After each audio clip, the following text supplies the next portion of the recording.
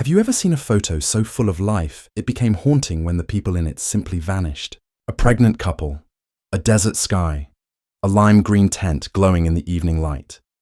One final text. Then nothing. For over a decade, their loved ones searched for answers.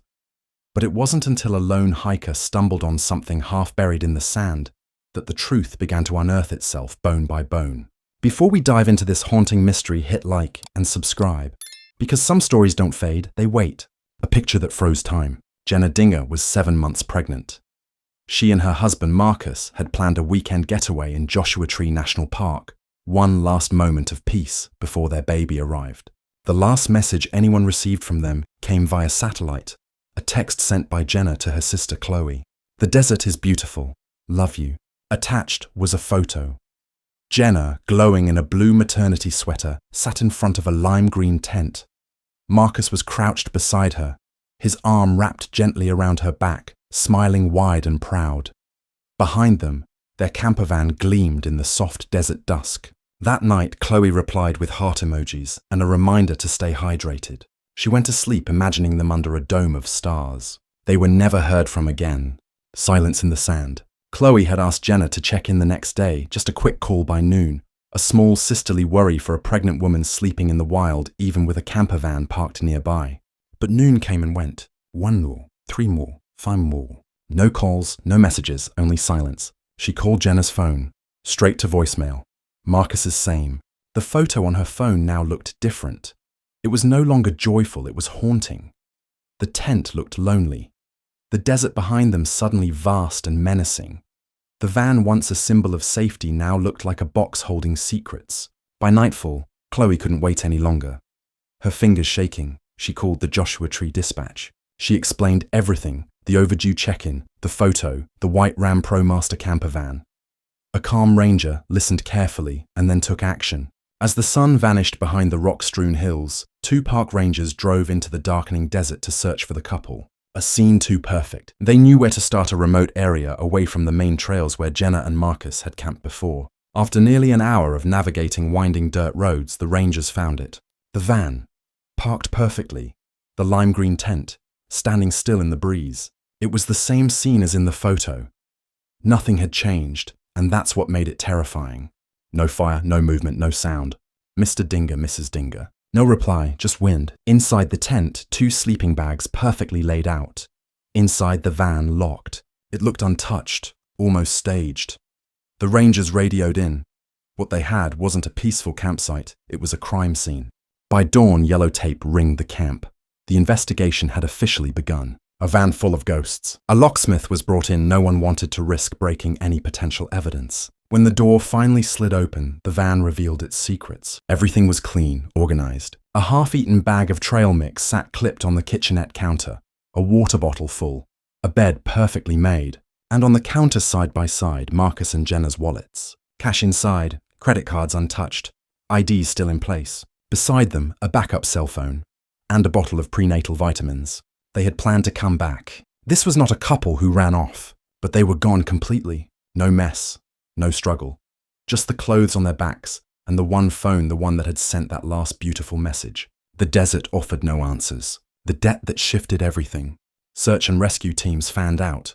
Drones, dogs, rangers, volunteers. Meanwhile, investigators looked deeper into the couple's lives.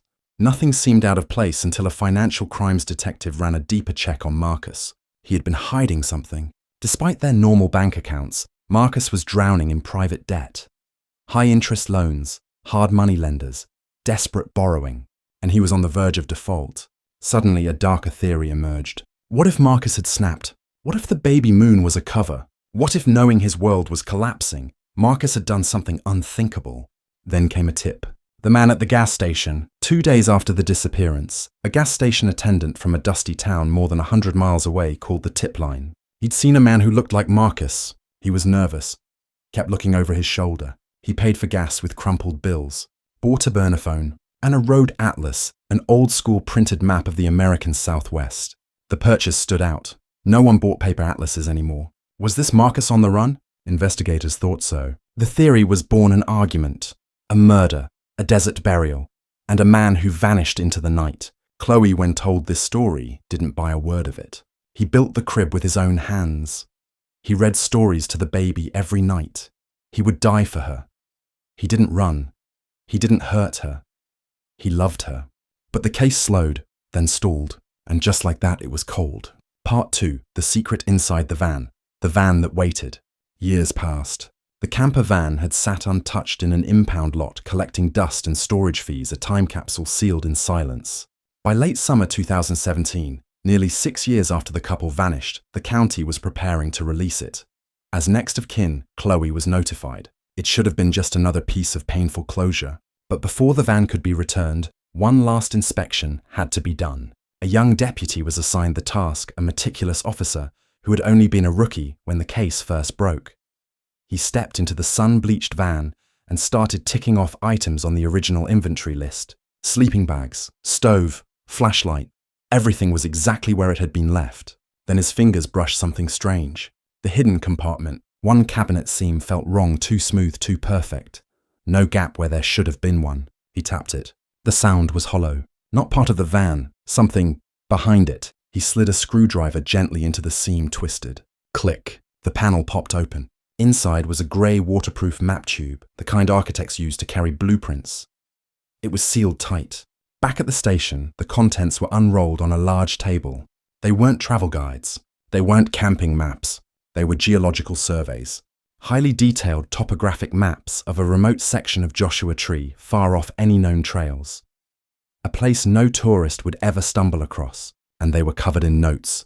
Tiny pencil handwriting, technical, cryptic. Pegmatite dikes, possible monazite, check alluvium for float. It wasn't nonsense. It was prospecting language, the markings of someone searching for rare earth minerals. Suddenly Marcus wasn't just a missing person. He was a man with a secret. The theory falls apart. Detectives brought in a geology professor from a nearby university. He was stunned. These aren't amateur doodles, he said. They're detailed, just shy of professional. Whoever made these knew what they were looking for. But one thing was clear, this wasn't some casual interest in rocks. Marcus had been on a mission. The idea that he was a fugitive running from debt now seemed laughably incomplete. He wasn't escaping anything. He was chasing something. But what, and more importantly, was someone trying to stop him?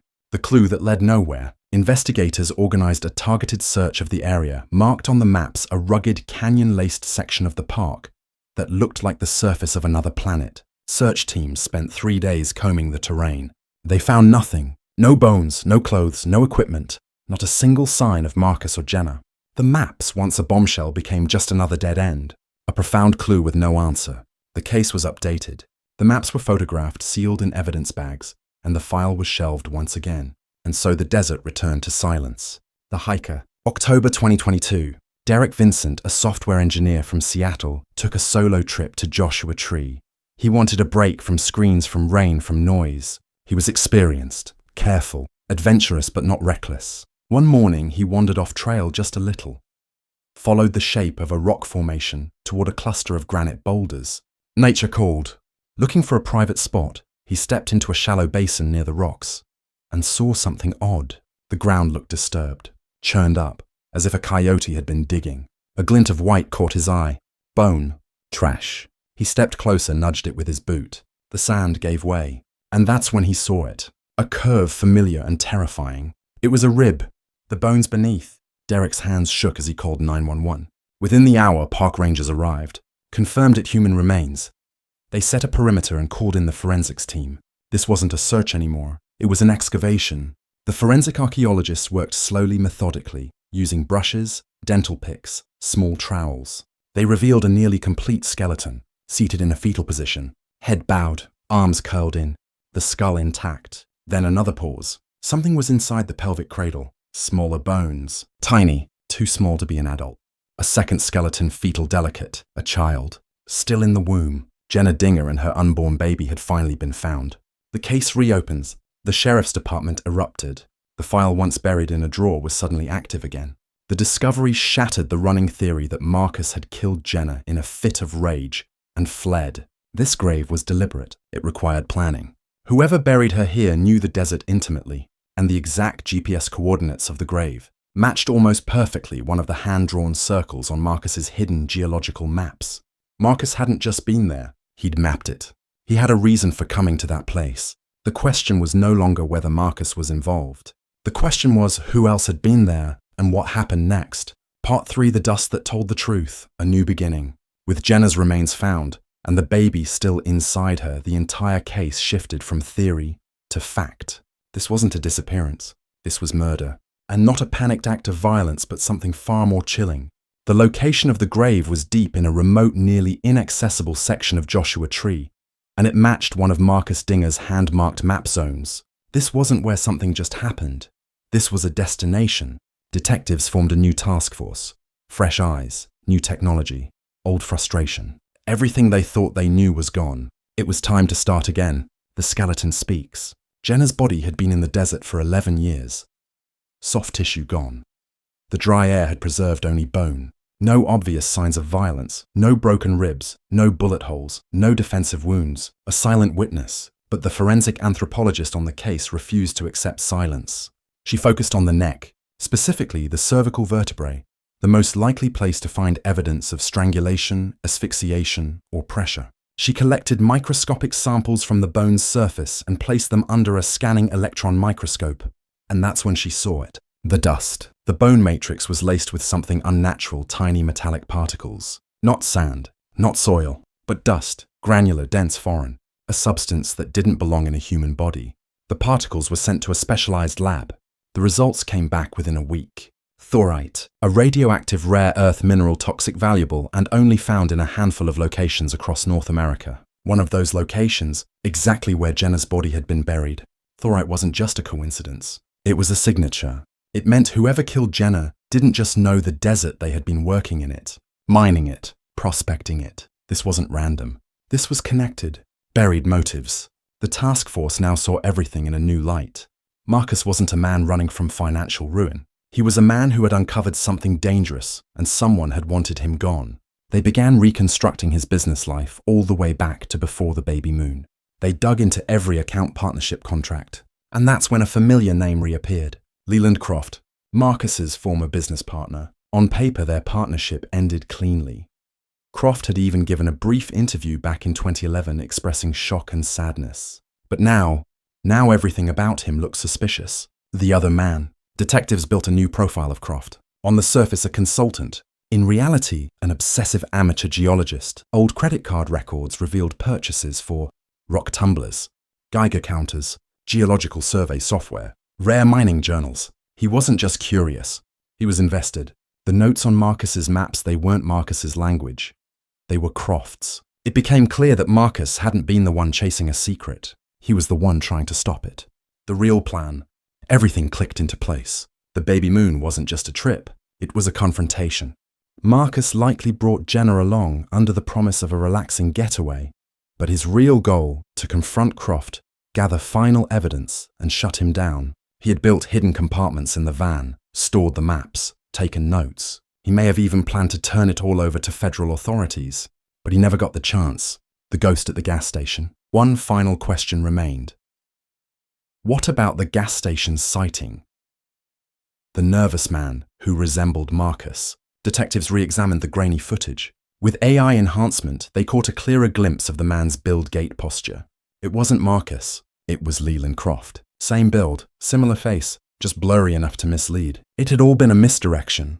Croft had staged the appearance of a fleeing Marcus, bought a burner phone, an old road atlas, then disappeared.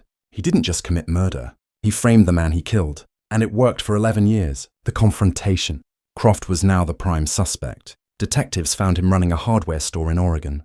Quiet, unassuming. When they approached him, he agreed to come in. At first he was composed, rehearsed. But when they showed him the geological maps, the thorite analysis, the enhanced gas station footage, the footprint found inside the van, his expression cracked. And then he said it. He wasn't supposed to bring her. Part 4, the shaft below the surface, the confession. In the sterile grey interview room, Leland Croft's shoulders slumped. The mask had finally slipped. His voice cracked as he spoke, the words tumbling out after 11 years of silence. Marcus had confronted him. He'd found the maps, the prospecting data, the thorite samples. He was ready to expose everything. The desert meeting had been Croft's idea, a last-ditch effort to convince Marcus to back down. But Marcus wouldn't bend, so Croft broke. I struck him, he whispered. with the rock hammer. He went down, didn't move, and then Jenna, standing outside the van, staring, horrified. She saw it, Croft choked out. "I didn't know what to do." He claimed he panicked. He killed her too. Then he buried her in the pit Marcus had originally surveyed. The lie that worked. Croft had returned to Marcus's body, later dumping it down the shaft of an old mine he knew intimately. The next day, he drove to a gas station over 100 miles away. He made sure the cameras would see him. He bought gas with cash, a prepaid phone, and most importantly, a road atlas. He kept his head low, hunched his shoulders. Looked just enough like Marcus for the deception to stick. And for over a decade it did. He hadn't just committed murder. He'd constructed a masterful illusion, convincing law enforcement, the media, and even part of the public that Marcus had killed his wife and fled. And then he vanished from suspicion. The recovery. With Croft's confession, the case wasn't closed, not yet. Marcus Dinger's body had still never been found. The shaft Croft described was in a jagged corner of the park surrounded by other long-abandoned mines from prospecting decades past. Dangerous, deep, deadly. Human access was impossible. So the task force brought in a team of university robotics experts, engineers equipped with drones designed for vertical descent into unstable environments. For 2 days, the team lowered small, high-resolution camera drones into every shaft Croft could remember.